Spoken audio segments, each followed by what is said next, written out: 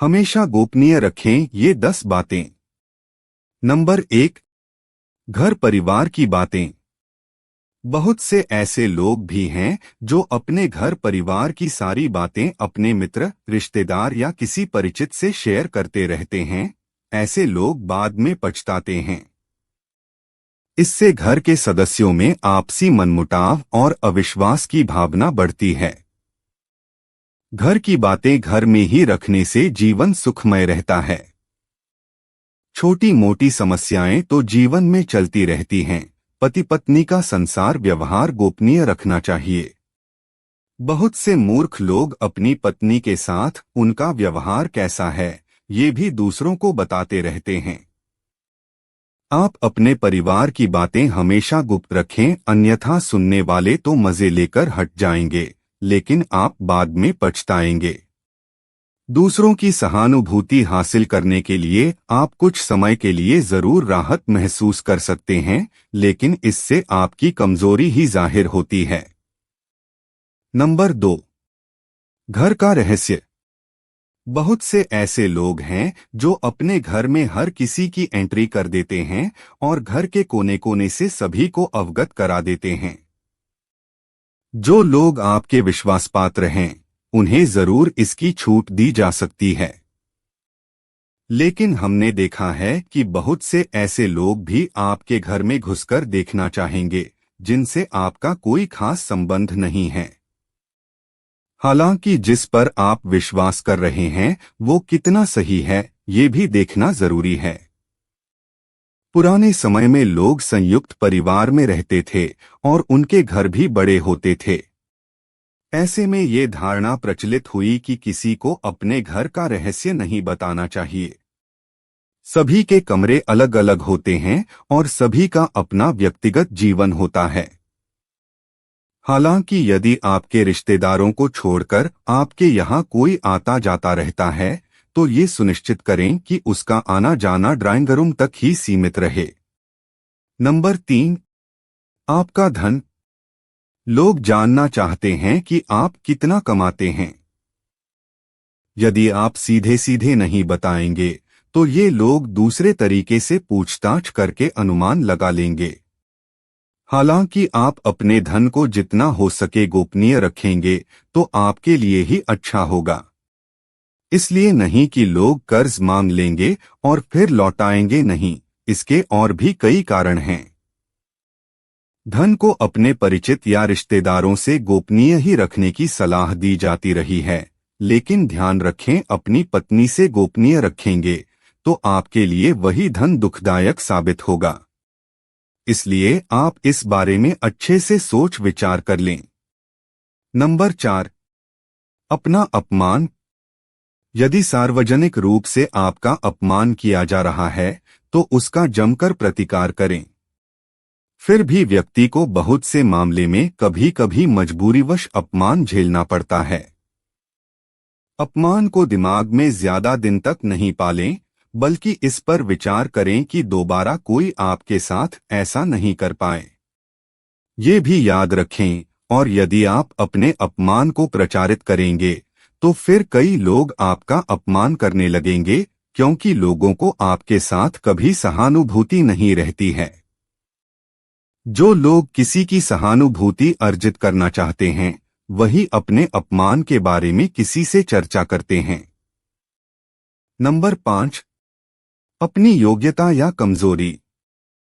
हालांकि बहुत सी जगह या मामले में इसे गोपनीय रखना घातक भी सिद्ध हो सकता है, लेकिन बहुत से मामलों में इसे उजागर करने से आपको लोग कमजोर समझकर आपके साथ गलत व्यवहार करने लगेंगे या आपको मानसिक रूप से दबाने लगेंगे।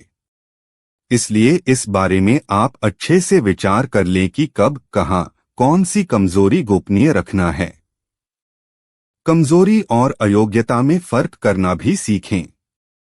नंबर 6, मन की बात।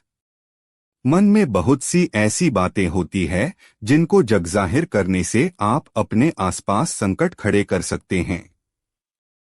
हो सकता है कि आपके मन में किसी बात को लेकर अवसाद हो, क्रोध हो या घृणा हो। मन में हजारों तरह के विचार उत्पन्न होते हैं, लेकिन बुद्धिमान मनुष्य उन्हीं विचारों को व्यक्त करता है जो उसके हित में होते हैं।